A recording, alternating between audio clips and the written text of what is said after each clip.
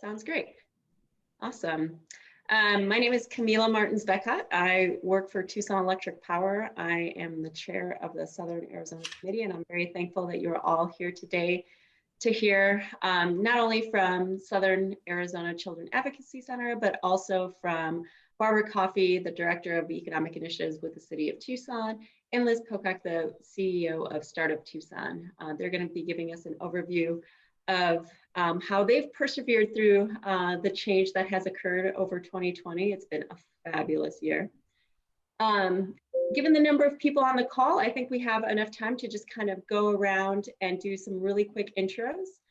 So I will go ahead and pass it on to Barbara, followed by Margie. Thanks, Camila.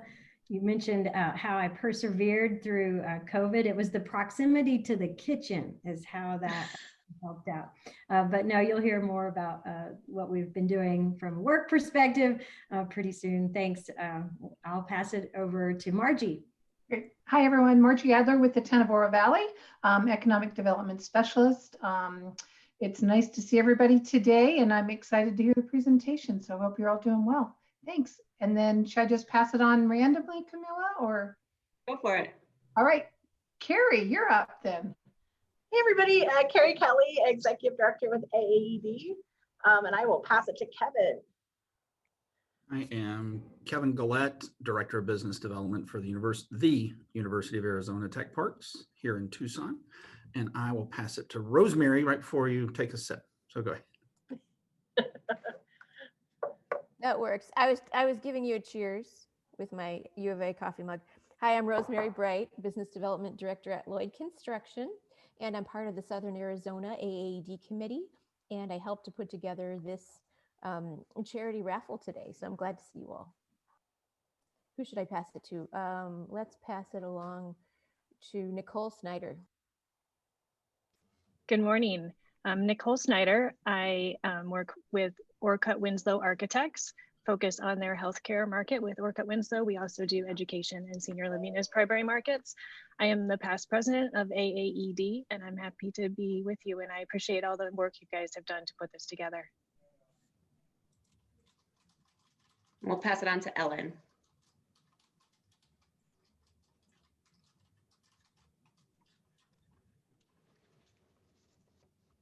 She was focused on a task. Ellen, do you want to introduce yourself? Yes, Ellen Curtin. I'm the director for the Small Business Development Center. And then we'll go on to Liz Pocock. Hi guys, Liz Pocock, the CEO of Startup Tucson. And Teresa. Good morning, everybody. I'm a Workforce and Economic Development Program Manager, joint funded by Pima Community College and the City of Tucson Economic Initiatives. I'm Barbara Coffey's biggest fan. She's my supervisor, and I'm supporting the revitalization of the historic Miracle Mile District, Thriving U5. We'll go Marie, followed by Herb, and then Ryan. Thank you. Hi, good morning. My name is Marie Fordney. I'm the Executive Director at the Children's Advocacy Center for Southern Arizona. So honored to be here today. Awesome. Herb. Good morning, Hervé here. Sorry. Well, Hervé here, consultant with Systems Evolution. We're a local consulting firm, business and technology management. So happy to be here. And fun fact, Meg is my sister-in-law. Fun fact. Ryan. Hi there, Ryan Stuckey with EEC. I'm in the Southern Arizona Committee. And then we'll do Juliana, followed by Amy. Juliana Jervis with AAED. Hi, I'm Amy Bajorquez. I work with Stunt Construction here in Tucson. I'm a business development representative. Leah, Araceli, and Andrea. Yes, this is Leo Shasharek. I'm a business development representative for two companies, Spectrum Engineers, which is a multidisciplinary MEP firm covering Arizona, and also TBCX, which is a commissioning firm. Hi there, I'm Araceli Juarez. I'm with Engineering and Environmental Consultants, and I'm an engineer. Good morning, everyone. My name is Andrea Caicedo, Economic Development Specialist for the town of Sahuarita.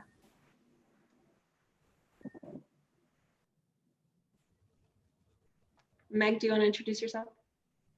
Hello, everybody. Meg Zemlicka with AAED. Great. Thank you, everybody, for taking the time to introduce yourselves. I think it's really great to be able to do that in the beginning. And we'll give Mr. Michael Jensen just 1 second, and then he can introduce himself. Are you ready, Michael? Yes. Michael Jansen, GAC Chair. I work for the town of Sahuarita Economic Development. Great, thank you. So again, thank you everybody for your time. And Rosemary, I'm super thankful for all the effort that you've put into this event. I think it's really great that we've been able to come together and put together all these raffle items. And with that, I wanted to pass it over to Marie to give us a charity highlight and overview of the work that she does in Southern Arizona. Thank you. I'm just so excited to be here. I'm incredibly honored that we were selected to be the beneficiaries of your raffle today. It's exciting. I really love my job. I'll explain it to you and you'll start wondering why I love it, and then I'll tell you why I love it. The Children's Advocacy Center, to best understand it, you have to first understand what happens if there's not one, and what happens when there's the suspicion that a crime has been committed against a child. Then there has to be an intervention. There's a forensic interview. There needs to be a medical exam. That family needs to connect with the services that that child is going to need to heal. And before we had a Children's Advocacy Center, that was a really cumbersome process. And the family would have to go to multiple locations. And the statistics are that children would be interviewed up to 7 times about a single incident. And that obviously is very traumatic. When something like that happens, abuse, neglect, some other crime against a child, trafficking, the last thing you want to do is keep asking them over and over again about the details. It's much better if you can get one recorded interview, and then the child gets to move on to healing. They talk about the incident again in therapy when they're processing it as is appropriate.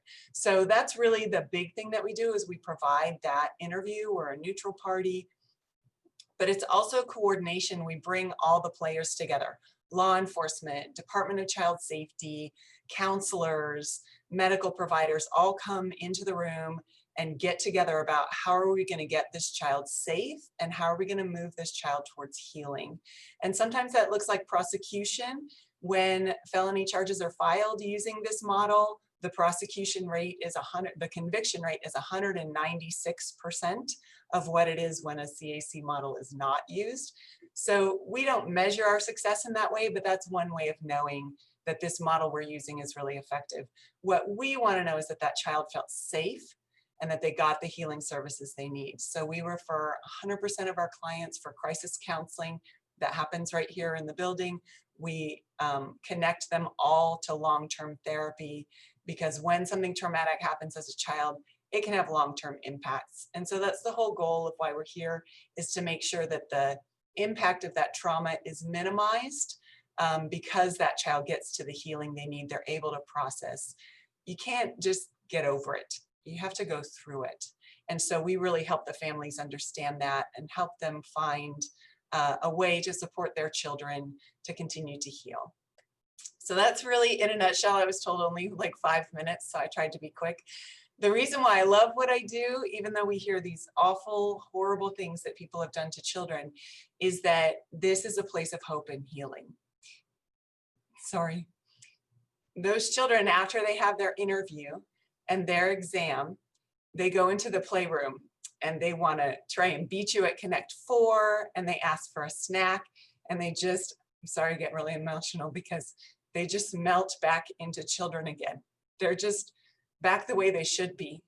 And it's just so fulfilling to be a tiny part of making that happen for them. So I leave here every day. These are happy tears. Sorry, I leave here every day just filled with hope, because kids are amazing and resilient, and I'm so humbled to be part of their healing and getting them to safety. So again, thank you so much for selecting us. The only reason we've been able to thrive in this time of COVID, when everything is harder, including child abuse, and the cases are really bad, the only reason we're able to make it through is because we have the support of the community, and you guys are a perfect example of that. So thank you. Wow, great. Thanks for that overview. Really appreciate it. Brought tears to my eyes for sure. Camilla, can I Yeah. make a quick comment? Of course. Just so you know, I'm on the board of this, and I came from that environment. There was nothing like this. But the big thing is right now, you may be thinking, well, the abuse is probably less with COVID. It's more, because teachers look out for abuse, and now they don't have them in the classroom, so they don't see the signs. And so it really is stepped up. So I just wanted to mention that. Oh, I appreciate that context for sure. So thank you. So hopefully, we'll have a very successful raffle later, and all that will hopefully go to the good work that you guys do. Moving on, we'll pass it over to Barbara Coffey and Liz Pocock for their presentation on how they've persevered through change. Great, take it over, ladies. All right, thanks so much, Camila. Thanks, Carrie, the whole AAED team and all of our committee. It's been a great year working with you, not a great year in so many ways, but we'll talk about really what we've been able to accomplish anyhow, right? And trying to make the good out of the bad. I'm going to share my screen. So I always try to talk while I do that to keep you lively and engaged, and we'll see if we can put the big pictures up. So that's good.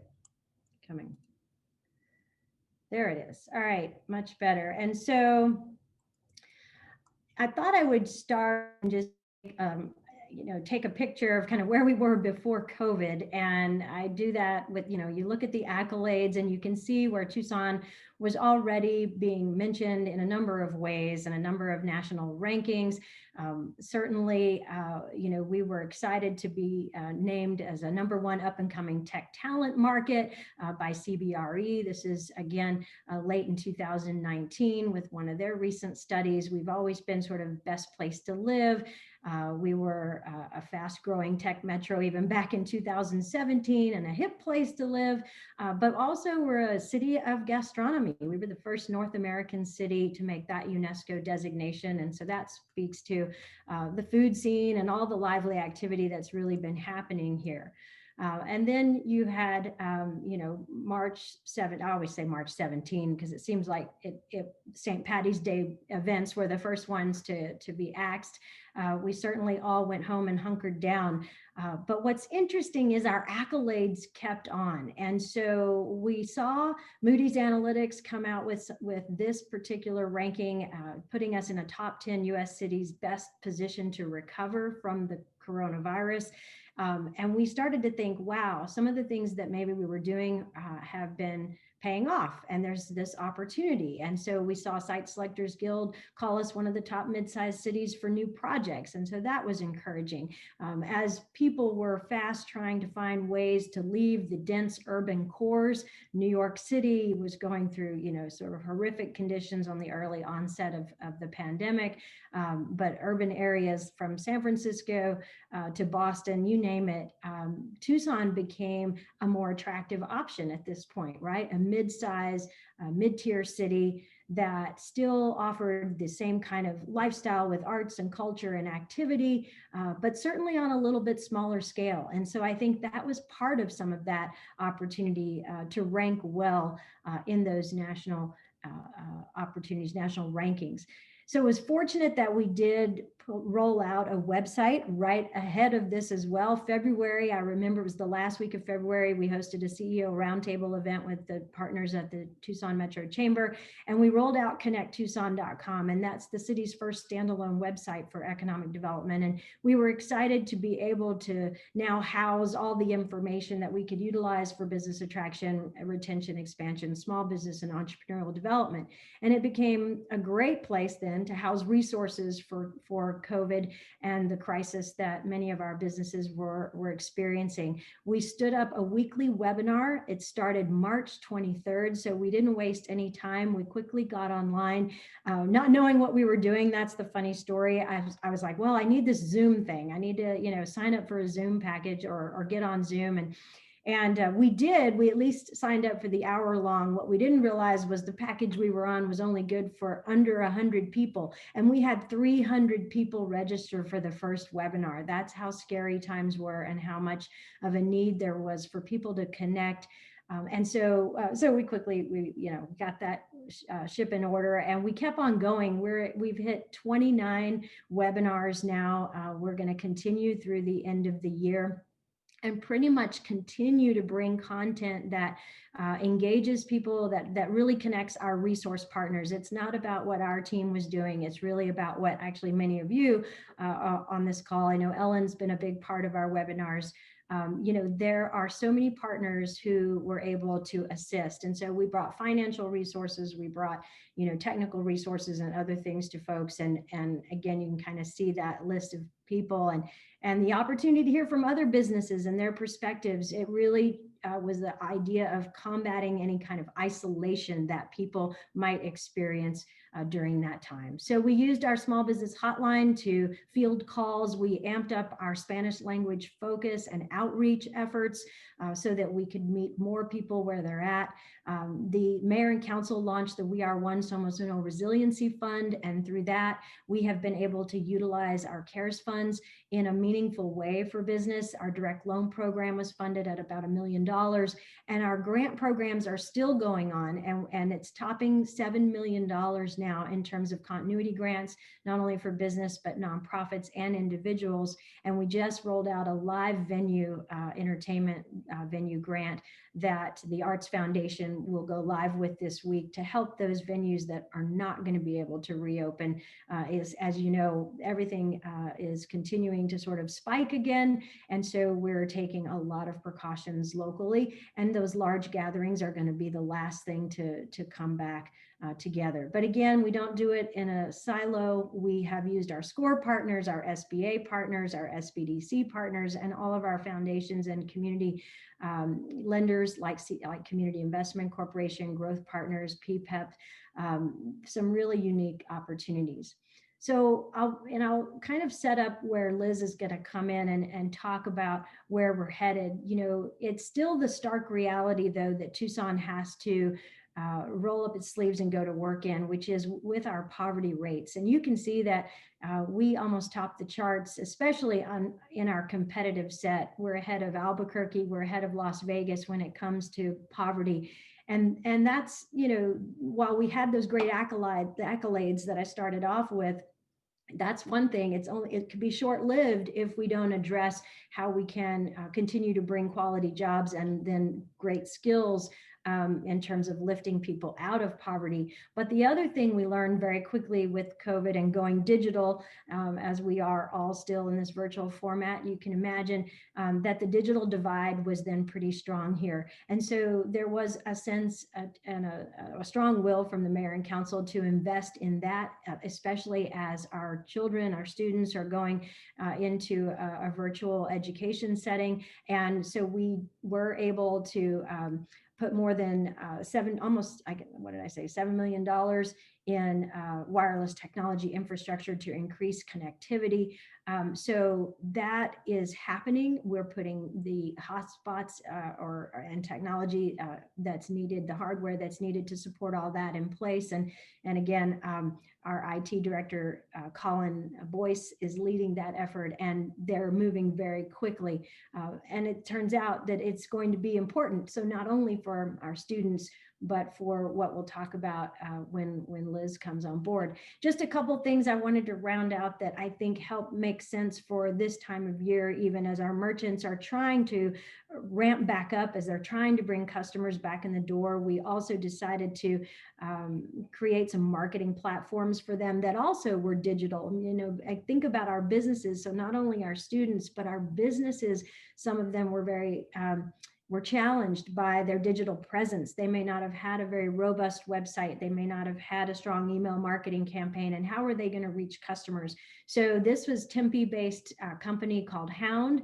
We saw what they were doing in the city of Tempe to drive local sales. And so we partnered and put dollars, both Pima County and the city of Tucson, so that we could create a no-cost way for businesses to get on this platform. And it's a great little digital app called My Hound. You can download it, and we'll have Hound for the holidays. We'll do all kinds of fun drawings each week. And there are several Arizona communities that are participating. So that's kind of cool. And then one other thing that has also just gone live, and I'll call it its soft launch mode, but truelocal.com is another e-commerce marketplace to feature our local retailers that have a hard time competing with folks like Amazon or even Walmart or Home Depot when it comes to looking for that book or that widget or that, that quick sale that we're used to doing from our sofas, point and click and purchase. Here we can hopefully find then a number of our retailers that are local that will provide local delivery or pickup opportunities, but get that search engine optimization that they need so desperately in order to set themselves apart. So just one more way. So I won't steal Liz's thunder, but I'll, having said all of that, I think what we saw is that as people are looking to choose to really live where they want to, they can work from anywhere. That's the world we're in. It was already trending that way. It certainly catapulted us in the direction post-pandemic or during pandemic and even will post-pandemic as people begin to pick a place for the quality of life.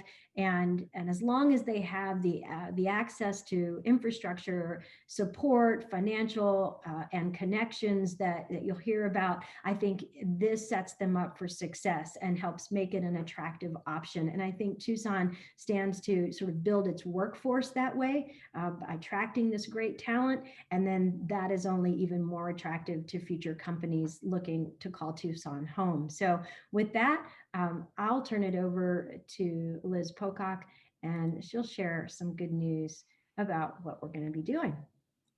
Thanks, Barbara. Okay, I'm going to share my screen. Everybody can see it. Yes, good. Okay, so thank you guys for having us today. I was asked to focus on our Remote Tucson project that we just launched with the city, officially launched yesterday. So I have some juicy new data that is like fresh off the press, basically. But so we echo a lot of what Barbara said. So we, with her help and kind of her inspiration, brought this program live yesterday, like I said. And so basically it's called Remote Tucson. I represent an organization called Startup Tucson. If you're not familiar with Startup Tucson, we are a nonprofit here in Tucson that really is working to transform our region's economy through entrepreneurship and innovation. As Startup Tucson, we've done a lot of persevering or COVID pivots to make sure that we're meeting the needs of entrepreneurs. I'll focus more on our Remote Tucson initiative specifically, but if we have time at the end and you want to know more about what's happening in the entrepreneurship community, I'm happy to answer those questions. We have a grant with the city of Tucson to do fundamental skills training. All of that has been moved online. We've seen a lot of new entrepreneurs emerging, both necessity entrepreneurs, meaning entrepreneurs that have lost jobs and are now being forced to pivot to run their own businesses, entrepreneurs that are pivoting to a lot of those online markets like what Barbara was talking about, and people that are creating things to respond to COVID challenges. So we've seen a kind of a split across the board, really strong participation in the digital format because people really need this support and these skills right now. So that's what Startup Tucson kind of does day to day. We run a lot of events. All of those have been also transitioned online, just like your guys' meetings. And we do a lot of mentor pairing and coaching. And we've really seen the entrepreneurship community step up and support each other in this time of need, business owners supporting through, innovations and pivots, sharing what they're doing, sharing how they're approaching funding options, how they're going and getting the grants, what are best practices. So that's kind of what our team does mostly. And then we have a number of special projects, and one of those is Remote Tucson. And so what is Remote Tucson? So basically, this is kind of on the landing page. The kind of big goal is to attract remote workers to relocate to Tucson permanently, and choose Tucson as a place to basically recreate their life. So it's a package of different things. It includes perks and benefits if they're selected, relocation assistance, and then our program specifically incorporates a lot of things to make sure that they get plugged into our community. And so it's a coordinated community initiative. So this was really important to us when we were starting this project. Startup Tucson's a small team. We have 4 people. And it was really important that we had Barbara's support, the city's support.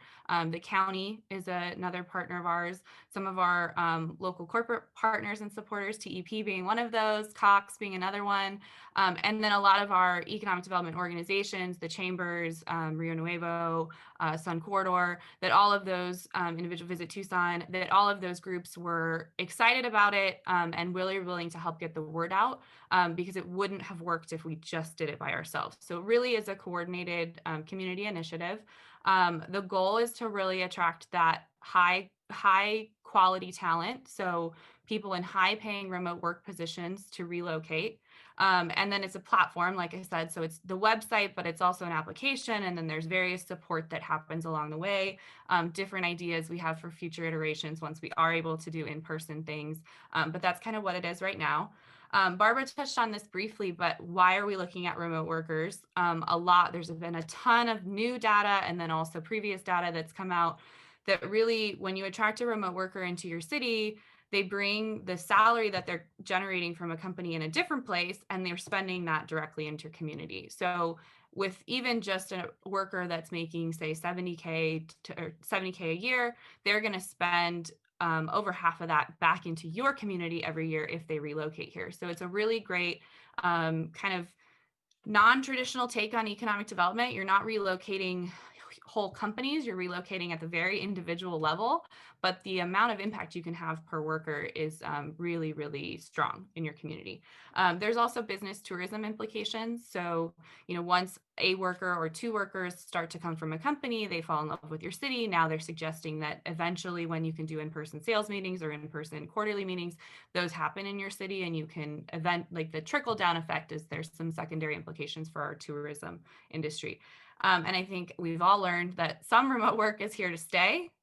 We've heard all the big announcements from, the different huge tech companies across the country that they're planning to stay remote permanently, or at least for the next 2 years. And so how do we get these workers to think about relocating here? So like I said, it boosts our local economy. We think it really helps change the narrative. There's been a big push from our economic development community in the last few years to really build up Tucson as more than the place for snowbirds. So this helps contribute to that. You're attracting a younger generation that is usually tech employed to kind of change, to help fix the, increase our younger demographics and fix that brain drain reputation we have of U of A students leaving and kind of this gap in the age demographic of millennials. So we're kind of replacing that talent by attracting people outside of the community. Just like I said, this is the economic impact. So why now? Barbara touched on this a little bit. You've seen an acceleration of companies moving remote permanently. We've positioned ourselves really well as a city. We're getting these national accolades. We're starting to appear on all of the election maps, which has just happened to be really nice timing that Tucson got, I think, more mentions on CNN than like ever before. But so you're starting to see all this national attention. So we really felt like now was a really good time to take advantage of the opportunity to do this.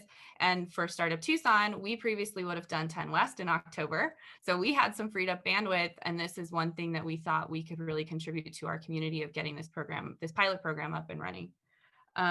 So our grand vision eventually is to have this be a program that's supported by the community where we could bring about 100 annual recruits.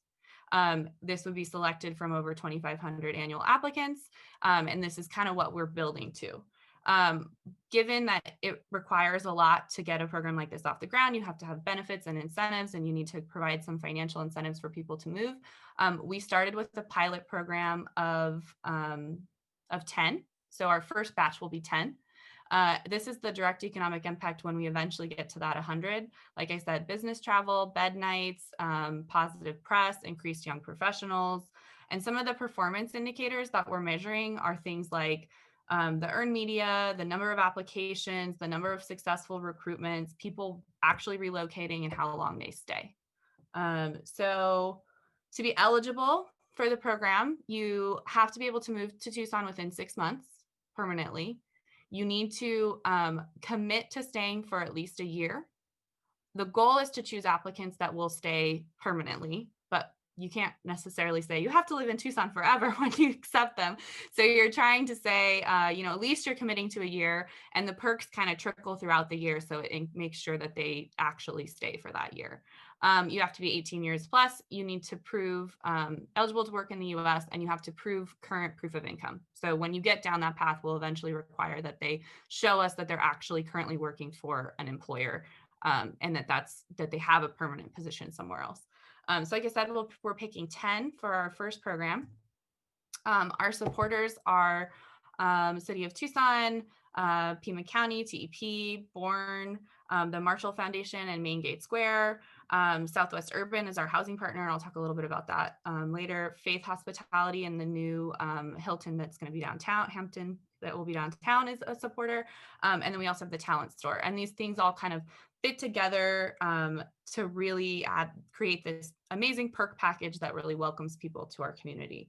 And then we also have, like I said, some great economic development partners that are cross promotion, really helping us get the word out and spread the information. So it's made up of a number of benefits. There's actual relocation amounts. So, you get $1,500 in cash when you choose to relocate. This is lower than some of the national programs. So there's programs like this. This was inspired by a program out of Tulsa. But there's also been programs in the remote Shoals area in Alabama. Vermont has a program. Arkansas just launched one yesterday. They're offering higher cash amounts, but we've actually talked to participants of those programs. And if cash is the only reason you're moving to the city, you're a lot less likely to stay there long term. So our package is kind of designed intentionally to recruit people that actually want to stay here long term and have a long term plug into our community in a number of ways. We also base this a lot on, this is like a really hot topic right now. If you follow any of the tech news, like every other week, there's an article about people fleeing Silicon Valley and New York and DC, and they're ready to get out of these cities because COVID has shown them that maybe the quality of life in a city that doesn't have all the bustle that's happening day to day, the amount that you're paying for cost of living, all of those different things don't really make the trade-off worth it. And so people are realizing that they want different things out of their quality of life in the city that they live in. And Tucson positions itself really well to satisfy those. And so we are doing relocation assistance, so some funds. Then they get a co-working sampler pack. So a lot of these remote workers, when they move here, will choose a co-working space. That's really typical for a remote worker. We have partnerships with La Suprema, The Post, Common Workplaces, and then also Brings Historic co-working space.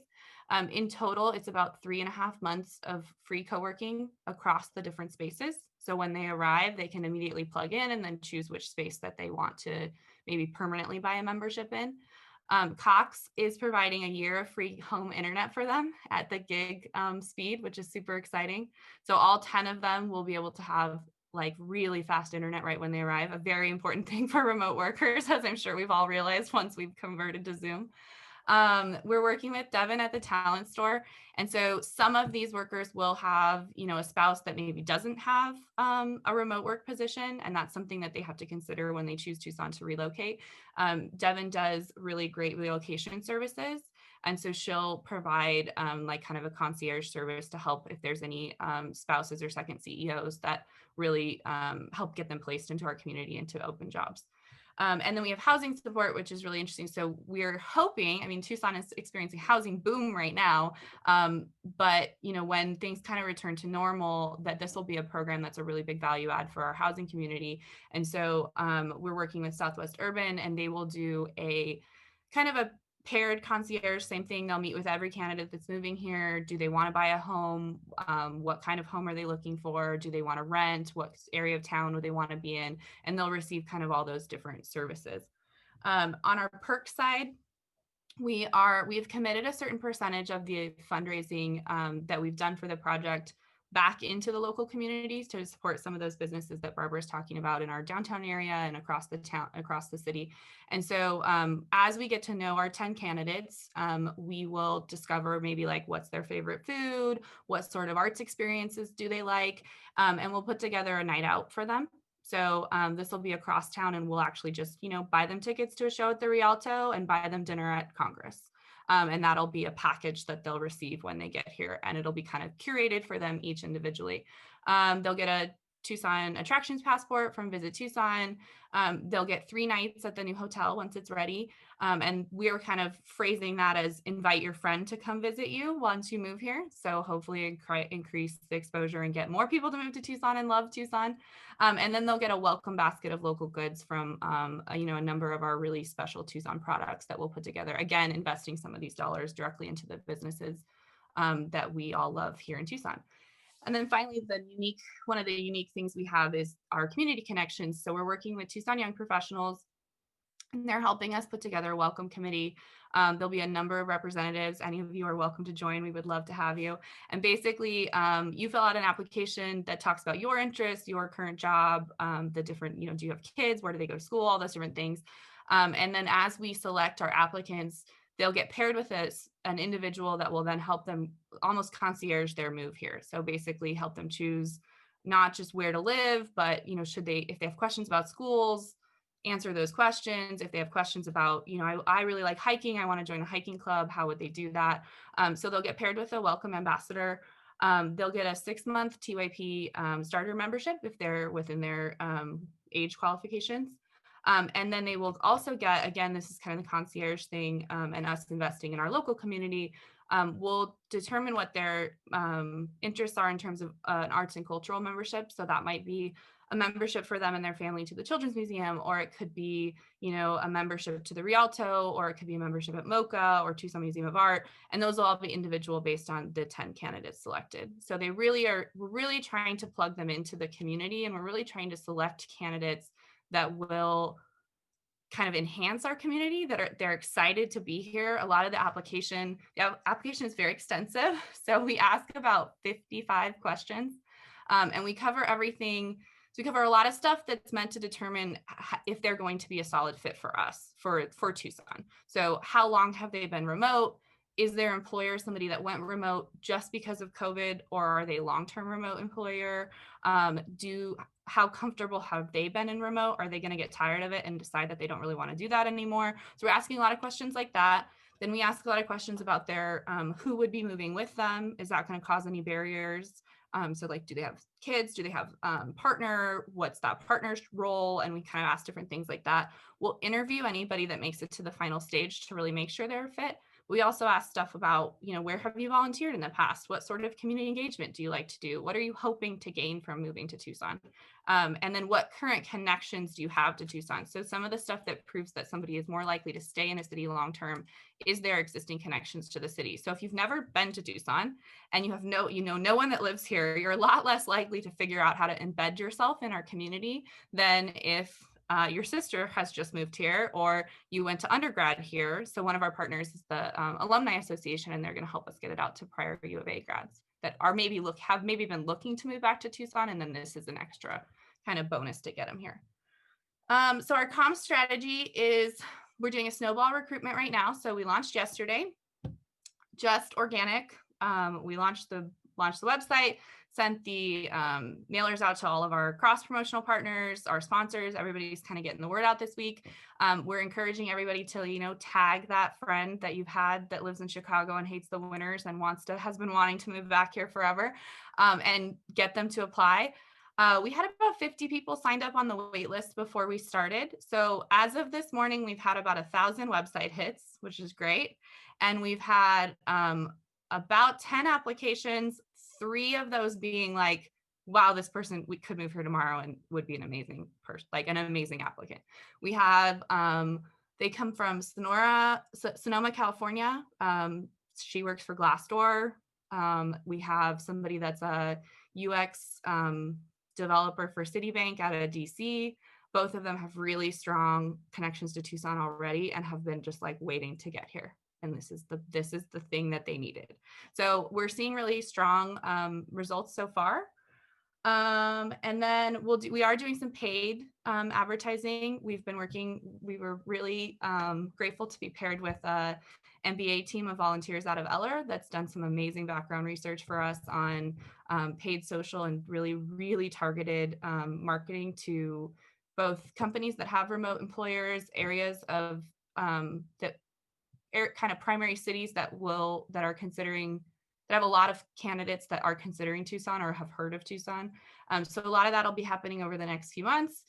And then we're going to do some earned media and try to get picked up in some of these big, like Thrillist and some of these other kind of listicle sort of things that have been really picking up on the remote work trend. So that's kind of all I have, and we can take questions and talk about anything you guys extra you want to know about it. We are still, if you have things that, if you want to get involved in the initiative, like I said, the Welcome Committee is a great way to do that. You can help us get the word out. I'm happy to send you the press release or any of our social assets, and you can share. That we're really hoping the snowball effect is going to be, the snowball campaign will be effective. If you were excited about it, you could become a fiscal sponsor for the next round. So the goal is really proof of concept on this first 10. We want to make sure it works, make sure it's worth investing in, and then we're going to go do some more fundraising and really try to hit that 100 a year goal. Barbara, did I miss anything? No, that's fantastic.